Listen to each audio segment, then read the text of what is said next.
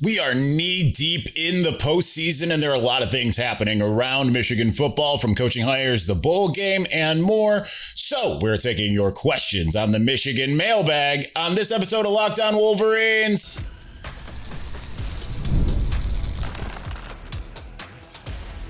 You are Locked On Wolverines, your daily podcast on the Michigan Wolverines, part of the Locked On Podcast Network, your team every day.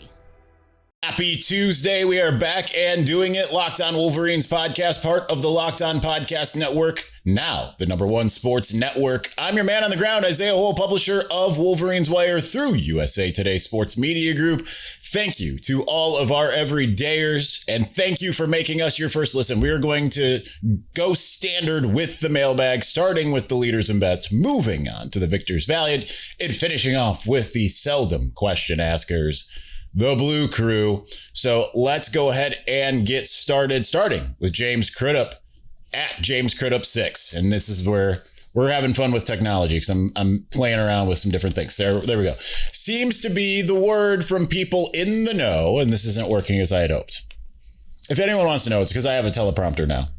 So it's sometimes it doesn't want to cooperate.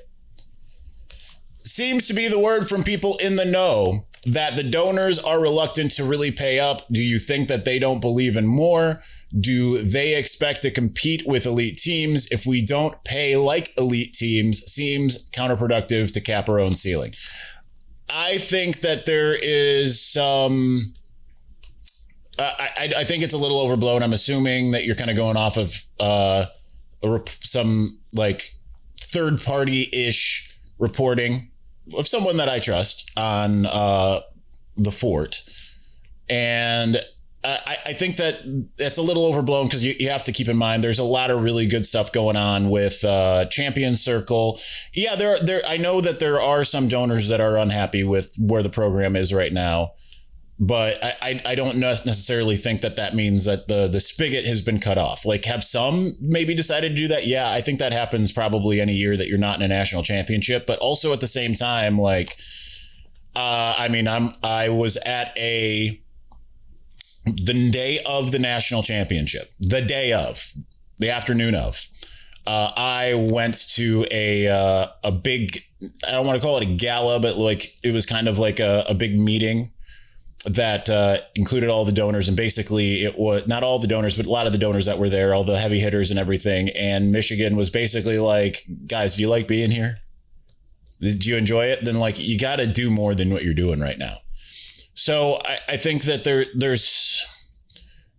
I think it's a little bit of Michigan slow to change. I think some of it is, some have kind of looked at it as like, oh, I did my part, a type of thing. So I think it's somewhat overblown. I think you just got to wait and see how everything ends up playing out in terms of, like, we haven't even gotten to the transfer portal yet. We haven't gotten to a lot of the places that we're eventually going to get to. And I think it's a little too early to say like who's tightening the belt, who's spending freely. Like it's way too early. Like there's nothing to indicate that yet. Like, is there maybe some smoke that, could there be some fire? Sure. But I don't think it's as dire as maybe some have made it sound throughout this. All right. Josh Barr at Jadicke. It's better late than never, but why wasn't there a dedicated QB coach on the staff before? With the investment in Bryce, it only makes sense to have one.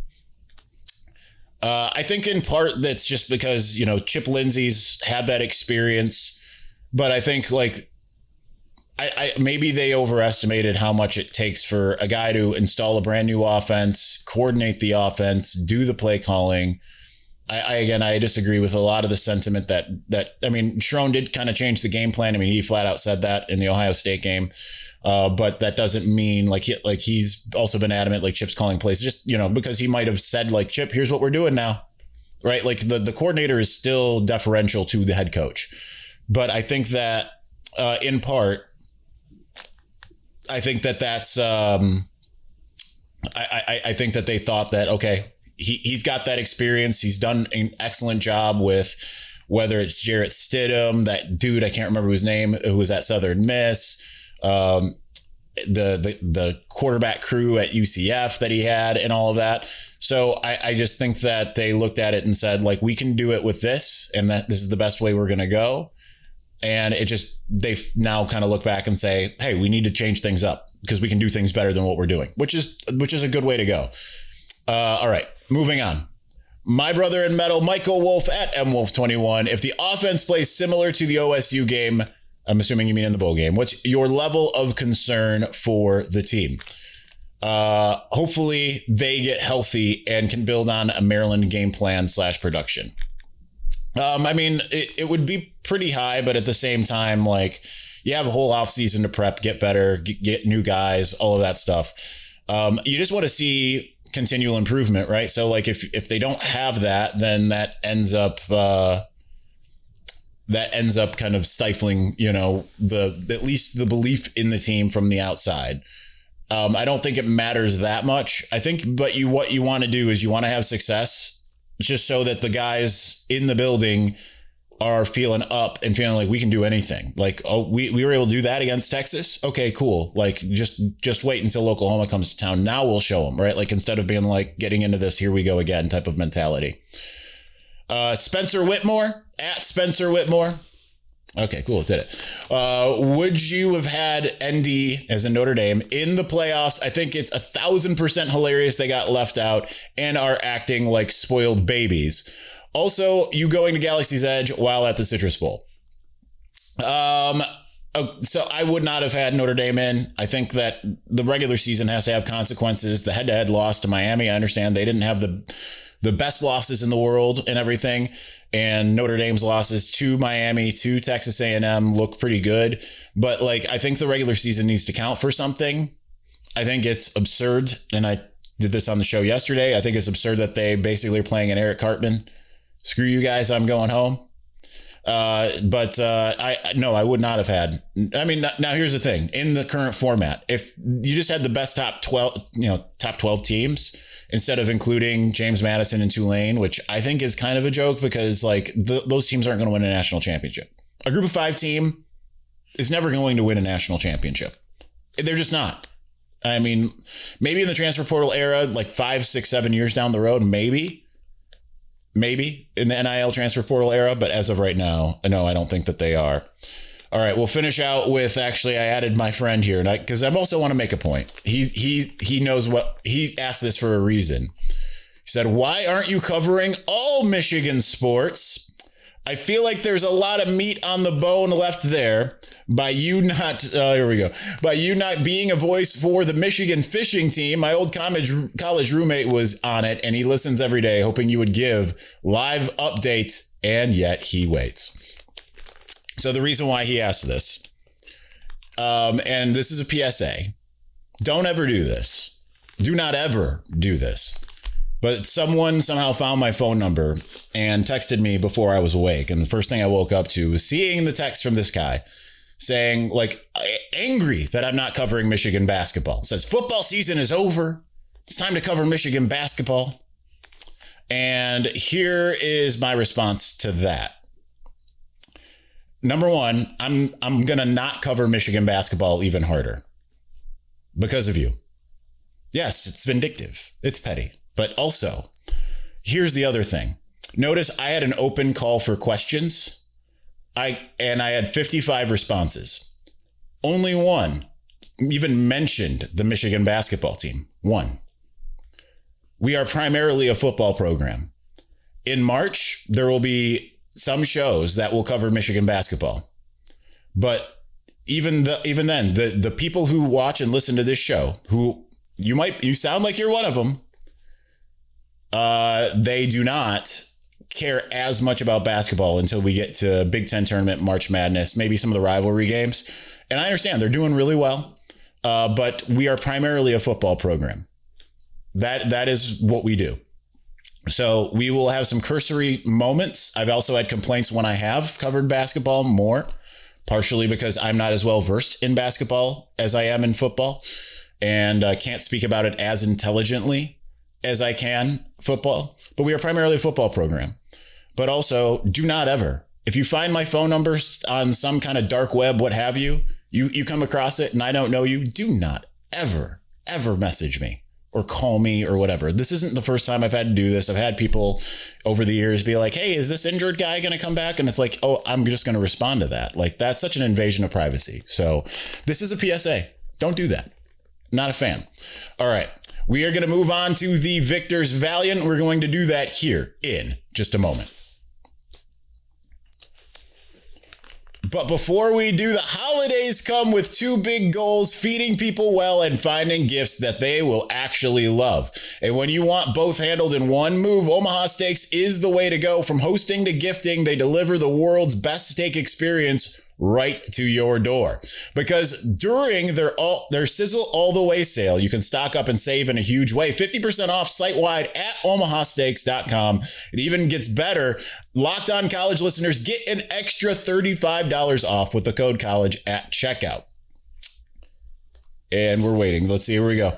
I love how easy it is to give. Shows up frozen, packed, beautifully ready to cook. Steaks are perfectly aged.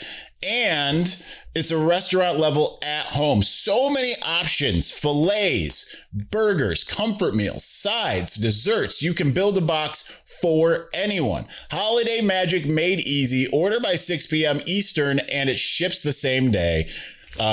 Save big on gourmet gifts and more holiday favorites with Omaha Steaks. Visit omahasteaks.com for 50% off site-wide during their Sizzle All the Way sale and for an extra $35 off. Use promo code college at checkout. Terms apply. See site for details. That's omahasteaks.com, code college.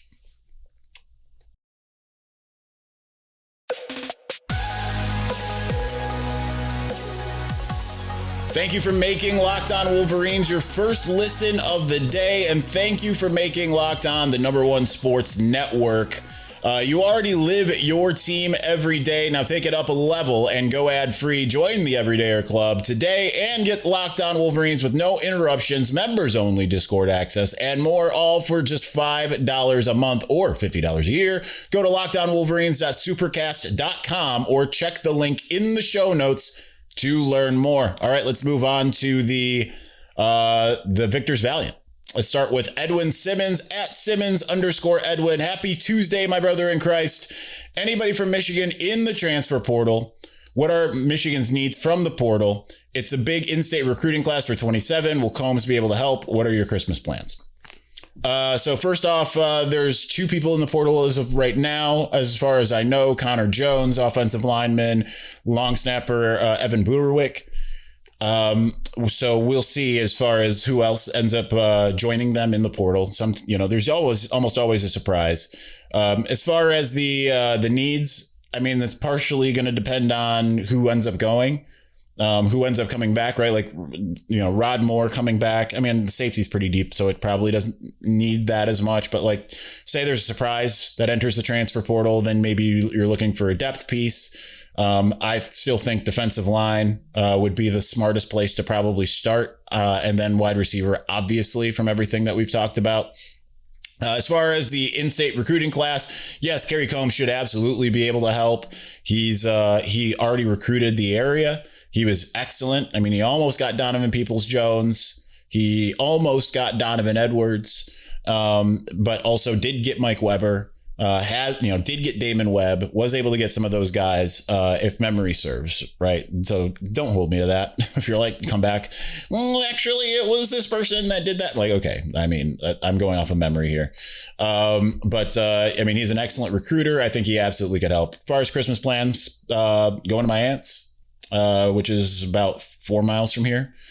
And then flying out the next day to Orlando for the Citrus Bowl, and need to figure out how I'm going to handle that from I don't want more panic attacks on flights, y'all. It's absurd. It's an irrational fear because it's so stupid. And I got good at flying until coming back from Seattle. If you remember when I first got really sick.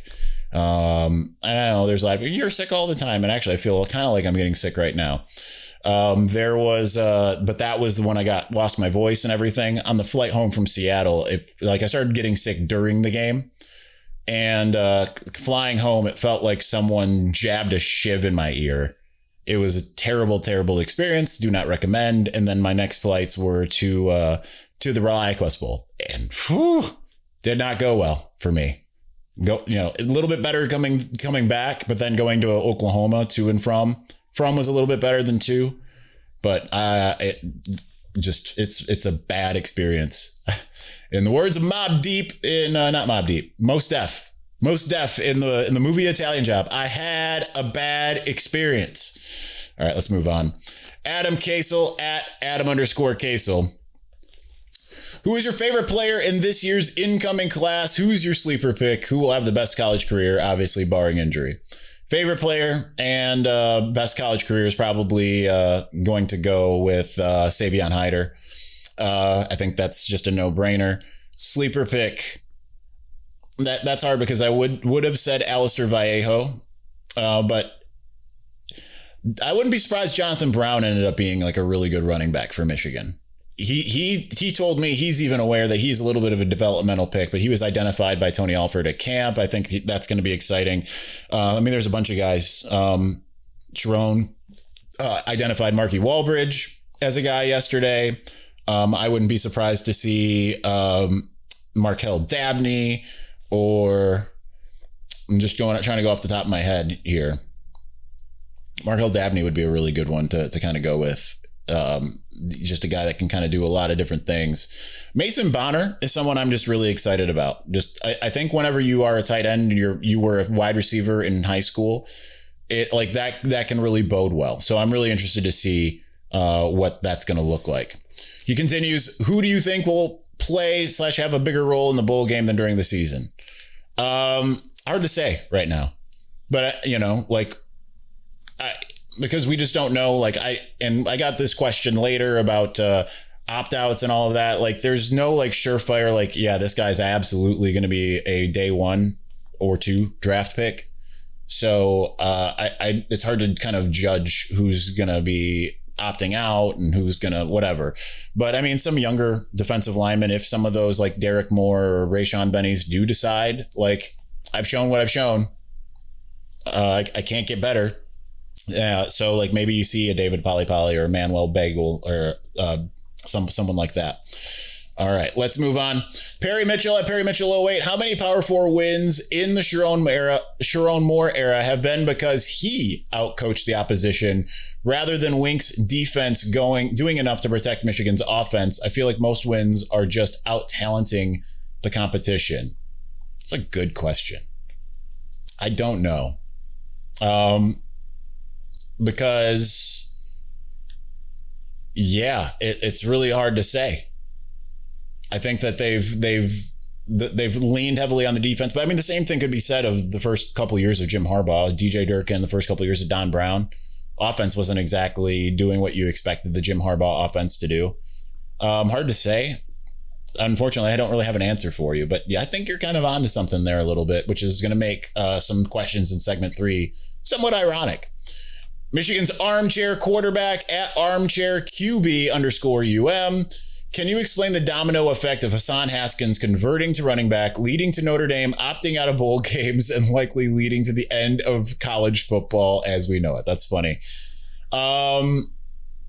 It's funny because Hassan obviously showed out in that 2019 Notre Dame game. We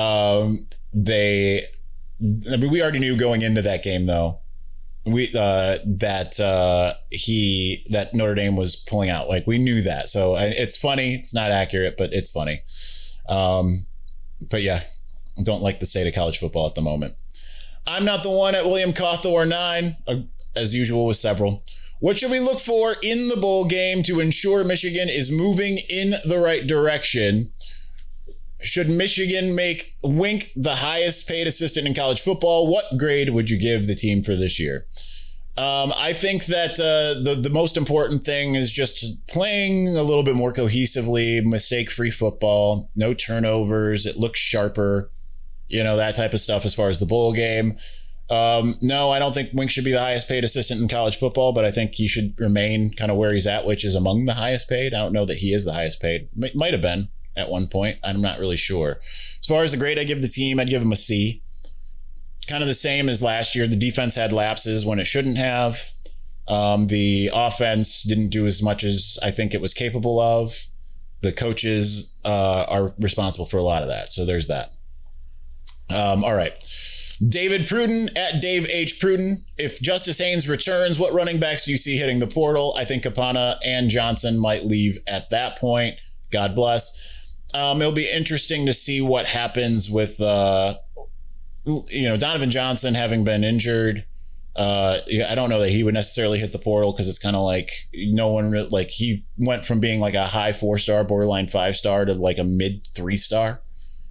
And Micah Capana, I mean, he had injury issues as well. It's hard to really say at this point, but you know what? Keep accumulating them. He continues. What is your favorite Bible verse? All right, I got 2 here that I included because it's kind of almost like, you can't have one without the other. 1 John 4:10, which is what I have in my bio across social media. In this is love, not that we have loved God, but that he loved us and sent his son to be the propitiation for our sins. And then I added Romans 3:23, which is very simply, for all have sinned and fall short of the glory of God. Because I always get these mostly from, I think, Buckeye trolls. God wouldn't want you to be talking to this person and this person. And it's like, you misunderstand what being a believer is. Like, number one, we all fall short of the glory of God, myself included. Like, I am a wicked, evil sinner. And, but because God loved us, he sent Jesus to die for us and be the propitiation for our sins. So, I think that I kind of probably should have read those in reverse order, but because of Romans 3:23, 1 John 4:10, just one verse that sums up the gospel. I love 1 John 4:10. Method Man 8 at Method Man 8. Gotta scroll here. Good afternoon, my brother in Christ. I don't know if you heard Joel Klass's proposal for the CFP with play-in games. I love this idea, and I think it would take out a lot of this where people are deciding and leave it on the field to prove it. What are your thoughts about it? I didn't see it, so unfortunately, I can't really comment on that. All right, sorry, just to move on, but that's where we're at. Jacob Shavaria at Shavaria. Michigan plays 4 playoff teams next year. Will you finally agree to stop scheduling, and the teleprompter is just done, the tough non-conference games? No, I always want them. I never don't want them. I always want them. We will play them in December instead. Texas got hosed this year for playing Ohio State. The committee obviously doesn't reward tough games and encourages winning games. Here's the thing. Ohio State had to play Texas as well, and they won that game. And that gave them, granted, they didn't need the room for error because they went undefeated in the regular season. But if you can win like this next year, they play Oklahoma and Oregon, and you win one of those, if that team say they have to obviously still be good, that gives you a little bit more room for error. It's the reason why Miami's in is because they beat Notre Dame. If they would have, had the 10-2 record, and instead of losing to Louisville, and who was the other one? Was it SMU that they lost to?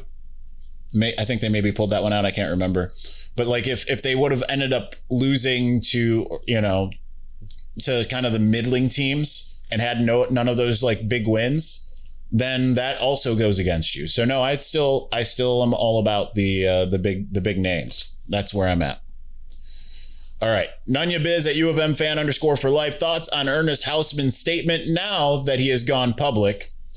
After hearing what I had to say, I got put in the category of a mental patient who is going to end their life, end quote. Let's see. I think you got another question underneath that. I think that I don't know enough about it. So I can't really say, I know a little bit of what happened that isn't public, but not enough to really comment on that. He continues, these guys have forgot more about football than we will ever know, so I hate questioning things, but how concerned are you that Moore says he doesn't anticipate any more staff changes? Personally, I'm concerned 7 out of 10 on a few positions. I think that it's like I said yesterday, what do you expect him to say? No, we're going to broom a bunch of guys, right?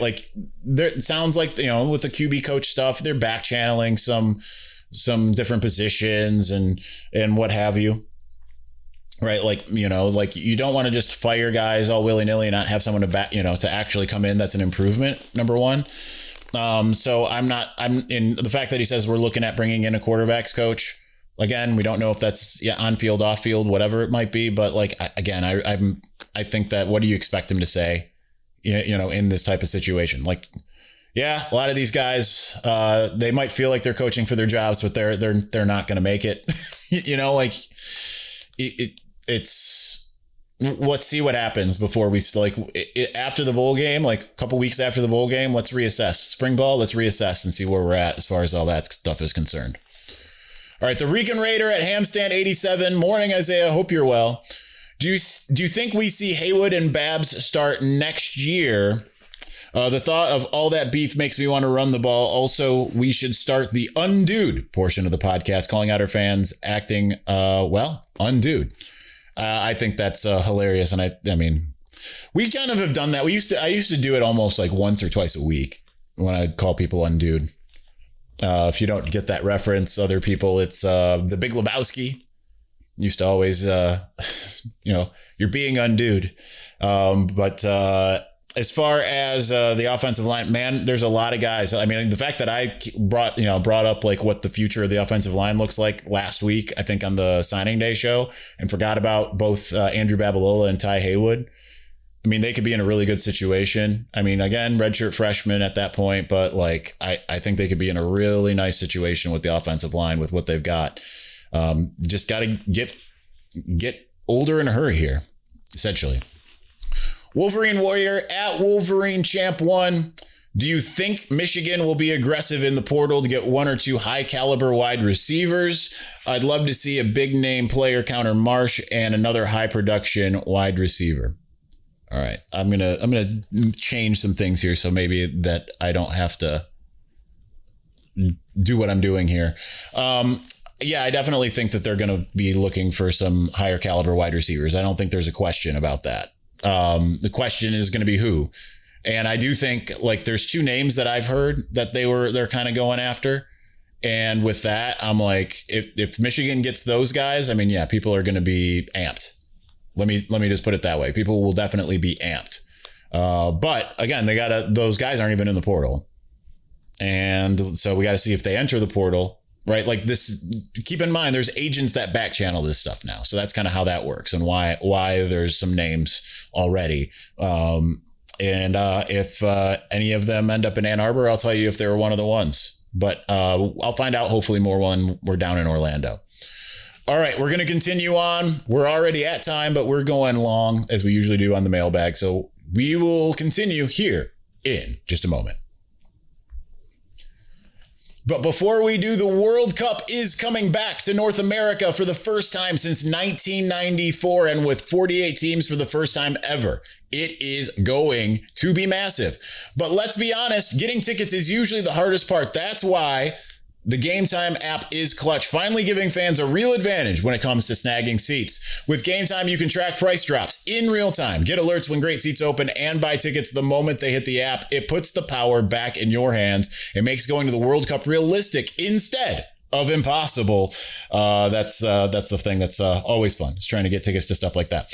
You pull up the app and the layout makes it so simple to scroll through matchups and compare seat views. The seat view feature is a game changer. You literally see what the pitch looks like from your exact seat before you buy.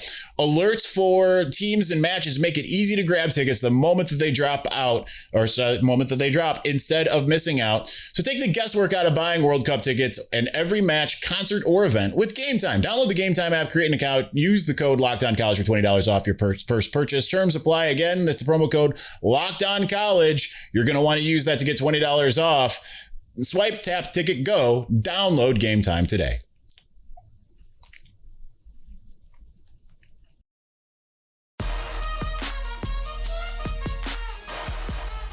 I thought this technology thing was going to really work for me, and it's hit or miss. It's the third show with being able to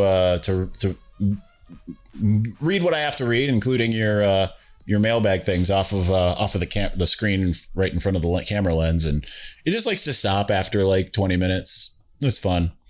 So let's see if we can get it working again here. Let's go with Drew Wood at Drew Wood 6, starting us off in the Blue Crew. Who is more likely going to sit out of the bowl game? Who is the favorite at the QB coaching position? So we're going to get to the QB coaching stuff here in a few. But as far as likely to sit out the bowl game, I think it's hard to say, right? Like, does Jayshon Barham, Derek Moore, Rayshon Benny, those would be the ones that I think, Justice Haynes, if he decides to declare and is healthy enough to play, like those are the ones that I would say, like, okay, I don't know. We'll see how they're doing, right? But it's hard to really kind of gauge at this point because there's been no one's really opted out as of yet. But it's also it's hard to really tell who's going to be like, yeah, I think I'm good. We'll get to QB coaching because we got a million of those. So I don't think people are going to love my answer, but we'll get to those momentarily. Nunya at snunya1003. After what Notre Dame and several other programs did, opting out of bowl games, what are your thoughts of doing away with all non-CFP bowls and turning those games into the first game of the following season? No, I don't like it. Because, like, what's the point of, like, going to Florida for the Citrus Bowl in freaking August? No, just still, that part didn't need to change. And it's not been like a negative lately until recently, but where, I think 2018 is when things kind of started being like, 17 maybe. People started opting out of bowl games and all this. Like, they just got to stop tinkering with things, is my opinion. So, as example, Michigan at Texas. It could be home games or a neutral site. Like, again, just schedule the home and homes. Have those big neutral site games. The bowl game should be a reward for a season well done. And you got those extra 15 practices. That's the most important part of the bowl game, is being able to get guys acclimated. And now obviously early enrollees now can't do that. But at this point, like, you need those 15 practices. Like, teams that don't have the 15 practices are at a disadvantage compared to the ones that do.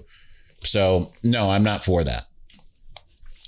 Michigander at Michigander 1426. Do you have the inside scoop on who? This is I just completely put this in the wrong spot. So here comes a bunch of the QB questions, QB coach. So do you have the inside scoop on who Sharon Moore is looking for as the QB coach? Steve Dace thinks he does.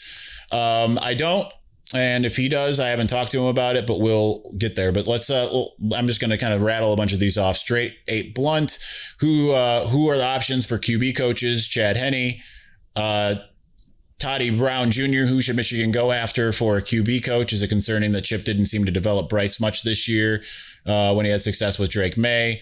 KY Bombers, 18U light body, top names for QB coach search. MTT Hunt, maybe Michigan talks Greasy out of retirement to help coach quarterbacks, or Henne maybe. Fish Whisperer, any rumored names being mentioned for QB coach? Connor at CFlan98, who are the names being considered as QB coach hires? C. Henry 313, QB coach. Why didn't we have one last year? Who's the current poll of candidates? And I think it's number one, I'd have no idea. And I wouldn't sit there and say, like, just because someone can do, because, like, I've seen people say Tom Brady, Devin Gardner, and Devin would be the first to tell you he doesn't want to coach. So there's that. I said that coming out of the Ohio State game. Devin doesn't want to coach. But like Tom Brady, Chad Henne, like, these are guys who have never coached before. So I who knows how good they are at being able to relay the information. Like, some people can teach and coach and all that stuff. Some people can't. Some people want to, some people don't. Brian Greasy would be a good one. I was unaware until recently that he wasn't with the 49ers anymore, but he has that experience. And funny enough, for some of you, you wouldn't like it because, some of you like it because he's a Michigan man who has the coaching experience. Some of you would be like, oh, he's never coached in college. And it's like, okay, whatever. I don't really know the names out, because, like I said the other day, I'm not sitting there paying that close attention to who are the position coaches out there and who's available. Who can you make available? I don't know. So that's my big thing, is I don't know. All right, we've got a couple now on Wink Martindale. Just to preface, I vehemently disagree with the premise of some of these. So continuing with MTT Hunt, who already asked a question. Is it not time to move on from Wink and go younger and not a stubborn coach? Rusty McElford, why is Sharon doubling down on his defensive staff? Mostly Wink. The defense continued a slow decline under Sharon, and the coaching has been average at best. Curmudgeon, can we win a national title with Wink in charge of the defense? So here's where I stand on that. The defense is not as talented as even the defense was last year. The defense continues to be the strength of the team. There's only one game that the defense did not play well all year. Now, did it play great against Ohio State? No, but I think I've said this since the 2021 game. Holding Ohio State to 27 points, you got to win that game. If you can hold them to 27 points, that's should be a winnable game. Offense was more of the problem than the defense in that game. Now, the defense couldn't stop them. Ohio State did what it kind of wanted to. Maybe the score could have been worse, but I just don't think that they had the horses. Number one, there's only so much that a guy can do, and I understand people are look at Indiana. Listen, that's a rarity. That's a generational thing here. And you can't just always compare against just Kurt Cignetti does this and they've got, these guys, Haynes, and he's doing this. And it's okay, well, that's a rarity. That's generational, right? There's a reason why Indiana beat Ohio State. It's not like other teams were able to do that. That's kind of a one-of-one scenario. And no one really would have thought, we all laughed when Kurt Cignetti came out and said, Google me. And, we're like, he's about to find out. And turns out we were about to find out. Mea culpa. But it's absurd. I think I missed another one that was supposed to be in here. Let me double check. Because no, it's in here still. So we'll move on. We got more coming up. So Ian Westbrook at Ian_Westy1, Michigan versus Texas was the obvious choice for the bowl, but I was arguing Notre Dame and Michigan would have been a better bowl matchup. Would Notre Dame still have declined to play if they were playing Michigan instead? Real teams play no matter what. I agree with that, but I preferred the Michigan-Texas. To quote Bo Schembechler, to hell with Notre Dame. I don't really mean it really. It's a great thing to say when you're doing it that way. Ethan Smotherman, only considering starters, who's gone next year and who's coming back. I don't know. And I'm not going to sit there and be like, oh, this guy could be and this guy could be, because they haven't made those decisions. I don't know that people have made the decisions. The fact that we haven't heard anything and there's not a, they're not in a CFP. I mean, I would think that Michigan, just by culture, is going to have a lot of guys back. Put it that way. Zion Smith, since most bowl games are more so practice than focusing on trying to win, do you think Michigan will try anything different against Texas to see if they can get something to click on offense, or will be seeing the same Michigan that showed up all season? I think Michigan's not looking at it like more so practice than focusing on trying to win. I don't think that's at all how Michigan's looking at it. So I just have to reject the premise. Tim Brady at Timothy Brady 3. Has there been any talk internally on the injury problems this year and what needs to be addressed? We all understand that football is a brutal sport, but our injury list throughout the season has been bad even for football. There's some other teams that have had those issues. I don't know. Hopefully they got to figure something out, because you just can't keep on doing that. You can't just keep on having guys injured. Justin Tress, I believe in him. And it's not that he's learning on the job, but he's learning to be the head guy on the job, essentially. So I don't know. Joseph Yang, why is Bellamy still coaching wide receivers? Isn't the fact that our best receiver is a true freshman is an indictment on his ability to develop the position? Listen, guys got to also take the coaching. That's all I got there. Fish Whisperer, what is the over-under that Justice Haynes comes back for 2026? Josh T at Bats91 also has the same question. I'd say it's about 50-50. I think Michigan's, it depends on kind of where he feels like he would go in the draft and what Michigan's providing for him as far as an incentive to return. I don't know, but I know there's some stuff being mulled over as far as that's concerned.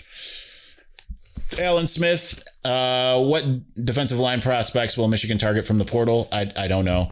I haven't heard any names there, but again, the portal's not even open yet, so it's kind of hard to really say for sure. Michael Beaton, given the success of our coaching staff in the NFL, is the coaching staff where it needs to be to win a national championship? No, I don't think it is. Josh T at BatsBets91. When should we expect seeing Michigan players deciding, declaring for the NFL and or the portal? Anytime. I mean, there's been a couple guys, but I mean, anytime. Again, I don't think that you're necessarily going to see a bunch of guys making the decision for the NFL now, because I just think everyone can help themselves with the bowl game. Jason Knudsen, update on who's enrolling early. Credit to Josh Henschke for this. Brady Smigel, Tommy Carr, Savion Hyder, Jonathan Brown, Brady Marchese, Travis Johnson, Jalen Pyle, Matt Ludwig, Malachi Lee, Marky Walbridge, Bear McWhorter, Adrian Hamilton, Mikhail Blade, Markel Dabney, Caden Catchings, Jamarian Vincent, Jordan Deck. So the only ones who are not, list is much shorter: Mason Bonner, Titan Davis, Carter Meadows, Tariq Boney, Aiden Reeder, and Andre Clark, Tommy Froman, Micah Drescher, and Colton Dermer. So there you go. Pro 1209, is Underwood staying or leaving? I mean, he's staying. I don't know where, like, I've seen some of these things on Facebook. Stop getting your Michigan news from like Facebook groups. Get them from us, Wolverines Wire, or the Wolverine, or, you know, Michigan Insider. Like, stop, like I see all kinds of insane things on Facebook. So stop like looking at Facebook groups. He's not going anywhere. 35 Robert 16. So when Sharon looks at the staff, is this just what he's doing? Number one, an NFL reject. Number two, a guy who was unemployed. Number three, who knows where Chip would have been. Like, Matt Patricia was also an NFL reject. Wink Martindale still has one of the top defenses in the country. Has it gone as good in the bigger games? No, but has the offense carried its end of the bargain? Also no. I don't think that the defense has the horses it had the last several years either. Guy who was unemployed and Kerry Combs, like, you're just being unfair. And that, you know, who knows where Chip would have been? Well, you're right. He could have ended up somewhere like a big name, but Michigan got him around this time last year before, you know, the market wasn't even really open that long. So you're just complaining to complain, or as others say, being undued, essentially. SS Go Blue 25. Broadly, what would you like to see from the team in the bowl game? I've asked and answered that. Joe at Hot Sauce 1979. What early enrollee are you most excited about for this year, next year? Also answered that. Savion Hyder. And finishing us out, Tommy Hudson at Huddy 21. Since we have some time to kill before the bowl game, what even is a Rutger? And if you don't know, because I've seen people ask this, say, what is a Rutgers? I started saying that on the show back in 2018. And I think I started saying it even earlier in 2016 on social media. So kudos for that. Others say it now, but started here. And I believe Rutger is an old wooden ship from the Civil War era. So that's all I got. All right. Super long show, 43 minutes. Thank you for watching. Thank you for listening. We will be back Wednesday. Hopefully we'll get our guests back this week. We gave them the week off, so we'll see. And on that note, I still can't do it. I want to do the Jeremy Clarkson sign off. I can't do it. Thanks for watching. Thanks for listening. We'll talk to you again soon. But peace. I don't know.